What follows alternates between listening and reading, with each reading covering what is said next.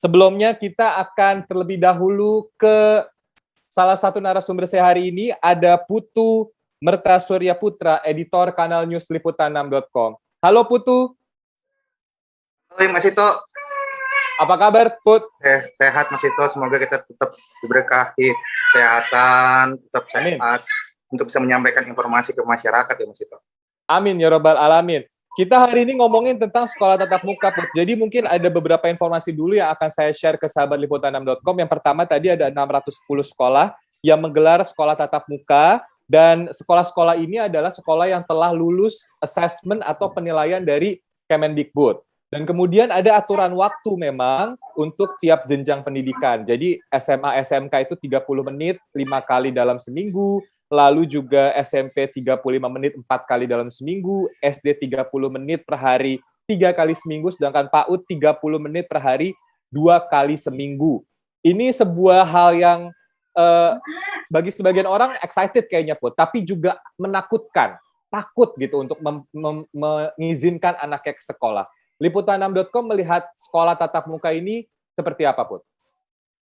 Baik itu, seperti yang digaristebalkan oleh jurnal bahwa memang terjadi dilema, artinya orang tua bagaimana mempercayakan anaknya ke sekolah.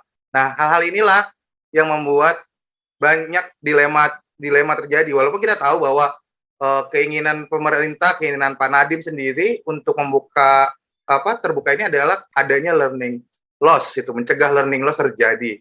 Tapi kan kembali lagi seperti yang tadi disampaikan di video jurnal yang tadi ditayangkan juga kan, bahwa bagaimana orang tua ini bisa mempercayakan kepada pihak sekolah gitu kan. Mungkin gini, kita bisa tahu bahwa sekolah sudah bisa menerapkan protokol kesehatan dengan baik gitu, sumpama. Tapi kan kita tidak tahu bahwa perjalanan menuju sekolah bagaimana, terus apakah dia bisa berinteraksi satu sama lain, kita juga tidak tahu. Nah, ya inilah itu yang mungkin banyak orang tua sebenarnya juga masih agak takut untuk membiarkan anak-anaknya masuk ke dalam sekolah tatap muka terbatas.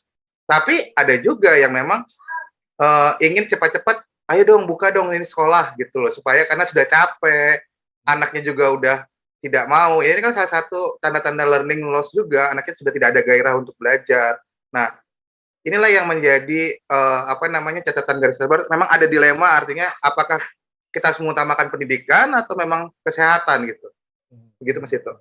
Yang seharusnya memang dua hal ini bisa dijalankan secara paralel ya. Bagaimana kualitas pendidikan tetap terjaga, namun soal kesehatan nggak ada tawar-menawar. Itu kan harusnya solusi yang ditawarkan oleh pemerintah gitu. Namun seperti yang tadi kita lihat juga betul di video jurnal tadi, Mendikbudristek Nadiem Makarim mengatakan bahwa learning loss-nya ini udah terlalu besar.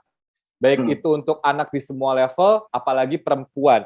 Nah, apa sebetulnya yang kemudian harus betul-betul kita awasi nih, Put, kalau memang pembelajaran tatap muka ini akan terus dilanjutkan ke depannya? Yang harus garis bawahi adalah pertanyaannya begini. Apa yang disampaikan Pak Nadiem Makarim ini terkesan terburu-buru ya, karena euforia PPKM euforia angka COVID ini kan baru kelihatan angka PPKM angka COVID ini kan baru kelihatan turun itu baru seminggu yang lalu dari PPKM level 4 ke PPKM 3. Yang kita tahu bahwa penerapan PPKM level 4 itu hampir 3 minggu lamanya. Nah, seharusnya keinginan niat baik dari Pak Nadiem ini seharusnya diuji cobakan dulu. Artinya seperti contoh pembukaan mal gitu kan. Mal kan tidak langsung serentak dibuka. Artinya kota-kota besar yang sudah siap mapan infrastrukturnya seperti misalnya Jakarta, Surabaya, Semarang. Nah, ini kan bisa dicontoh juga bahwa Jakarta yang katanya sudah siap harusnya bisa menjadi pilot project juga untuk melihat bagaimana sih sebenarnya kekurangan dan kelebihan dalam konsep PTM terbatas ini. Apa yang menjadi catatannya? Karena menarik. Kalau kita lihat dari yang tadi Mas Ito ambil dari 610 yang Jakarta saja, itu di Jakarta Pusat yang dibuka 60. Nah, ada pernyataan dari Wali Kota Jakarta Pusat yang menyatakan bahwa 60 sekolah yang baik tingkatan PAUD sampai SMA yang dibuka pada hari ini, ternyata tidak semua mengikuti tahapan uji coba. Mereka langsung masuk ke assessment. Padahal kan harus disiapkan juga uji coba apa yang perlu, apa yang kurang. Nah ini tiba-tiba sudah ada assessment. Nah ini yang menjadi catatan garis besar. Kemudian kita tahu bahwa pernyataan Pak Nadiem di DPR itu seakan-akan meniadakan peran orang tua siswa juga. Kita tahu bahwa di SKB 4 Menteri, di diktum ketiga itu ada jelas bahwa orang tua itu punya hak untuk membolehkan anaknya melakukan PTM terbatas atau tidak. Nah inilah harusnya yang didorong juga bahwa orang tua harus diyakinkan betul bahwa bagaimana sekolah ini bisa sehat, layak, taat protokol kesehatan dengan baik gitu. Itu yang pertama. Yang kedua kita juga tahu bahwa learning loss ini seakan-akan menyalahkan bahwa pembelajaran secara daring itu salah atau sudah sulit. Nah seharusnya kan Kemendikbud ini harus melakukan evaluasi. Apakah memang programnya yang salah atau cara gurunya yang mengajar yang salah sehingga murid sudah tidak lagi menikmati pembelajaran secara daring. Mungkin ada kata-kata bosan ya, pasti jengah karena tidak bisa berinteraksi seperti hal-hal yang biasa. Tapi memang ini harus menjadi evaluasi terus-menerus apakah yang salah di dalam konsep pembelajaran secara daring ini sehingga betul-betul akhirnya pembelajaran tatap muka terbatas menjadi opsi yang tepat untuk menghilangkan itu. Gitu. Dan memang yang menarik juga mungkin berkaitan dengan bagaimana asesmen terhadap pembelajaran secara daring atau jarak jauh itu nggak pernah dibuka ke publik ya. Maksudnya indikatornya apa, lalu bagaimana hasilnya gitu. Yang kita tahu terakhir ya Mendikbud Ristek bilang aja di DPR bahwa learning loss besar. Artinya kan learning loss ini didapat dari pembelajaran jarak jauh, yang kita juga nggak tahu sebetulnya yang salah di mana. Mungkin ini juga harusnya menjadi concern pemerintah ya untuk dibuka. Artinya kalau memang metodenya yang salah, mungkin bisa diperbaiki dengan tetap jarak jauh sehingga anak tetap aman di rumah. Atau mungkin jangan-jangan kurikulumnya terlalu berat gitu kan kalau untuk metode jarak jauh sehingga harusnya bisa diperingan tanpa mungkin menurunkan kualitas sedikit tapi anak-anak tetap sehat. Mungkin seperti itu kali ya. Nah ini yang menarik juga tadi statement Pak Nadiem soal vaksinasi, Put. Kalau tadi mungkin sahabat liputan6.com sempat melihat di video jurnal di mana Pak Nadiem bilang statementnya menarik banget dan cukup kuat menurut saya. Guru yang sudah divaksinasi wajib untuk melakukan pembelajaran tatap muka. This is a very strong statement ya dari Pak Nadiem gitu. Artinya seakan-akan semua guru yang udah divaksinasi dan mungkin yang di level 4 gitu juga wajib untuk menggelar tatap muka, padahal mungkin situasinya masih berbeda. Ini jadi catatan juga nggak, Put? Ini kembali lagi seakan kontradiktif pernyataan Pak Nadiem terhadap apa yang dia sampaikan di DPR, kemudian yang mengacu kepada Inmendagri, ya kan? PPKM 1.5 itu diatur dalam Inmendagri dengan apa yang ada di SKB 4 Menteri yang pernah ditandatangani yang di diktum kedua. Kan jelas bahwa di diktum kedua itu jelaskan bahwa tenaga pendidik, kemudian satu pendidikan itu telah divaksinasi secara lengkap, artinya harus 2 kali divaksin baru bisa dibuka gitu. Nah ini kan Pak Nadiem kan bilang bahwa Pak Nadiem juga di DPR juga bilang bahwa baru hampir 50% yang guru baru divaksinasi. Kemudian berdasarkan catatan juga vaksinasi anak pun menjadi baru sekitar di bawah 15% atau sekitar 12%. Nah ini kan menjadi was-was juga, catatan juga bahwa bagaimana menjamin, kita misalnya sekolah sudah bisa prokes, soal sudah tegas prokes sudah lengkap semua, tapi bagaimana menjamin anak satu dengan anak yang lain tidak terpapar, kan karena tidak tahu, karena kita tidak tahu aktivitasnya. Nah kuncinya untuk menunjukkan kepercayaan itu adalah ini harus anak-anak ini harus divaksin gitu. Nah berarti kan proses vaksinasi baik itu guru kemudian anak ada yang salah ini.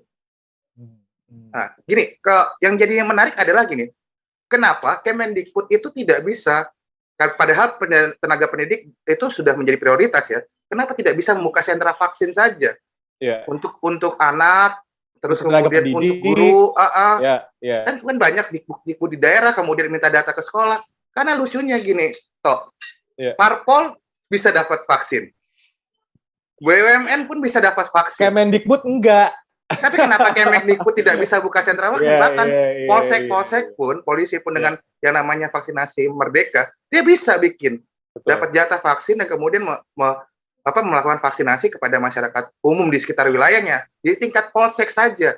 Harusnya ini bisa diadaptasi oleh Kemendikbud sebenarnya untuk mempercepat proses vaksinasinya. Dan yang perlu dicatat juga kalau berbicara soal vaksinasi untuk anak, hanya anak berusia 12 tahun ke atas yang bisa sampai saat ini ya yang bisa mendapatkan vaksin COVID-19 gitu. Padahal yang dibuka oleh Kemendikbud itu untuk semua jenjang pendidikan, sekolah tatap mukanya, artinya dari PAUD, SD, SMP, yang mungkin usianya juga belum sampai 12 tahun. Artinya apa? Artinya resiko itu cukup tinggi untuk mereka yang belum divaksinasi, termasuk anak-anak. Ini bisa jadi efeknya bisa jadi bola salju ya. Ketika nauzubillah ada satu anak terinfeksi, kemudian menulari keluarga di rumah dan terus berentet klaster keluarga, itu kan juga yang tadi sempat kita lihat di video jurnal juga yang harus menjadi concern pemerintah. Oke, Put, terakhir mungkin terkait tentang hal ini. Jadi pengawasan sudah, harapan vaksinasi tinggi sudah. Lalu apakah memang PT tatap muka ini memang harus terus dilakukan atau seperti apa? Atau harus hanya di level 3 saja kah, level 4 jangan, atau seperti apa terakhir? Kalau menurut banyak pakar juga menyatakan bahwa Pak Nadiem memang harus betul-betul mengkaji betul. Artinya bahwa PTM ini memang sehat untuk semua. Karena dibuka memang tadi betul Mas Ito, dibuka untuk semua tingkatan. Dan kita tahu bahwa vaksinasi anak itu 12 tahun ke bawah. Dan kita juga tahu bahwa anak yang di tingkat PAUD maupun SD, kita tidak bisa melakukan interaksinya, tidak bisa membatasinya mereka, karena mereka butuh sosialisasi kan, pasti ketemu teman kemudian itu. Nah, artinya ini harus menjadi concern kita bersama, menjaga bahwa jika memang akhirnya PTM terbatas ini diupayakan dan didorong, maka semua pihak harus ikut, baik itu di tingkat Pemda, tingkat Pempus, bahkan bukan hanya di tingkat dinas pendidikan saja, tapi di dinas perhubungan, bagaimana kendaraan umum, jika mereka naik kendaraan umum, terus bagaimana biar tidak terjadi kerumunan di depan sekolah, ya kan? Nah itu yang pertama. Yang kedua juga harus ke Kemenkes juga mendesak bahwa vaksinasi untuk anak dan guru pendidik ini harus segera selesai, harus segera cepat gitu loh, supaya semakin mempercayai orang tua murid. Yang ketiga, tolong jangan meniadakan peran orang tua, karena kita tahu bahwa di SKB pun juga orang tua punya garis linear besar, dan Pak Nadiem pada awal-awal penerapan belajar daring juga selalu mengingatkan gitu loh, menyebutkan bahwa peran orang tua mempunyai hak untuk menjaga anaknya sendiri. Itu yang ketiga. Nah yang terakhir adalah gini loh, jika kan kita nggak tahu nih pandemi COVID-19 ini kapan berakhirnya gitu toh. Nah dan memang opsi belajar daring itu memang menjadi yang utama gitu loh toh. Nah, ini harus dievaluasi terus-menerus. Apa sih sebenarnya yang bikin mereka kekurangan? Apa sih yang salah? Apakah kurikulumnya? Apakah tenaga pendidiknya yang udah masih pakai gaya lama, gaya old school, susah menarik minat anak, atau memang dari orang tuanya sendiri yang emang harus penyuluhan. Nah, ini yang harus penting toh bagi kita semua. Artinya evaluasi di tingkat semua, bukan hanya di tingkat Kemendikbud saja. Baik. Catatan-catatan ini mudah-mudahan didengar ya, terutama oleh Kemendikbud gitu sebagai regulator dalam instansi pendidikan. Tujuannya cuma satu, agar anak-anak tetap sehat dan bisa mendapatkan pendidikan yang layak. Udah itu aja sih sebetulnya. Putu, thank you so much. Mudah-mudahan kita bisa mendapatkan update terbaru lagi setelah ini. Sehat selalu, Put. Sama-sama, Mas Ito. Sehat selalu. Sehat buat semuanya. Amin. Selanjutnya kita akan melihat langsung bagaimana kondisi pembelajaran tatap muka dari salah satu sekolah dasar negeri di kawasan Bukit Duri, Tebet, Jakarta Selatan. Sudah ada reporter Kanal News Liputan6.com, ada Yopi Magdori. Yopi, selamat siang. Selamat siang, Ito. Yopi, saat ini saya... Ya, silakan, Yop. Saat ini saya berada di SD 5 Bukit Duri, Tebet, Jakarta Selatan. Seperti diketahui, SD 05 salah satu SD yang menggelar PTM terbatas di DKI Jakarta, Bang Ito. Kebetulan saat ini, coba kita cek lokasi ini, Bang. Ya. Saat ini anak-anak baru saja meninggalkan sekolah, karena memang pembelajaran dimulai ada 2 sesi, Bang. Sesi pertama 7.30 sampai 8.45, sesi kedua 9.30 sampai 10.45. Sekarang udah pada meninggalkan kelas. Dan memang peraturannya ketika jam pelajaran sudah selesai, anak-anak diminta untuk segera pulang. kayak gitu Bang itu. Nah, lokasinya udah sepi sih Bang, tinggal guru-guru. Yopi, ini tadi Anda menyebut ada 2 sesi dalam satu hari. Anak-anak datang secara bergantian, kalau udah selesai harus langsung pulang, baru datang untuk sesi kedua. Itu tadi dalam satu sesi itu ada berapa anak, Yopi? Dan kemudian dalam satu sesi tersebut itu kelas berapa aja, Yop? Ada datanya nggak? Untuk di SD 05 Bukit Duri ini, untuk hari ini ada 2 kelas yang masuk. Pertama kelas 1, kedua kelas 4. Nah, dibagi 2. Jadi setiap kelas itu ada sekitar 15 sampai 16 siswa, Bang. Jadi tetap patuhi protokol kesehatan karena jaraknya bangku pun diatur jaraknya sampai 1 meter, sekitar 1 meteran, Bang. Kayak gitu. Dan sebelum masuk ke sini juga, anak-anak itu ada pengecekan suhu di sebelah sana nih. Di sebelum masuk ya? Di gerbang ya, di gerbang masuk. Kemudian kita balik lagi, ada tempat cuci tangan, Bang. Ada 1, 2, 3, 4, 5, 6. Ada tempat pencucian tangan sebelum anak-anak masuk itu diwajibkan untuk mencuci tangan, dan kemudian juga mereka wajib untuk berbaris nih di lapangan. Jadi memang jaga jarak itu tetap dipatuhi gitu, Bang. Berbaris itu maksudnya sebelum diperbolehkan masuk ke dalam kelas gitu, Yopi ya?